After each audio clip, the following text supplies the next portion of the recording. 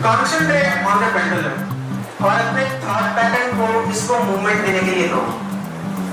What is the movement you are thinking about? Clockwise. Can you see it has started moving clockwise? This is energy. Your thought is creating the physical reality. There is no connect. She is only thinking about it, and whatever she is thinking, the movement is happening. Thank you so much. Was that connection visible to us? No, sir. This is a part of our thoughts. What is manifestation? This manifestation is energy. You can create anything just with your thought. And can you imagine इतनी energy अगर आप अपने architecture plans में अगर इसको diagnose कर सको, we are all experts.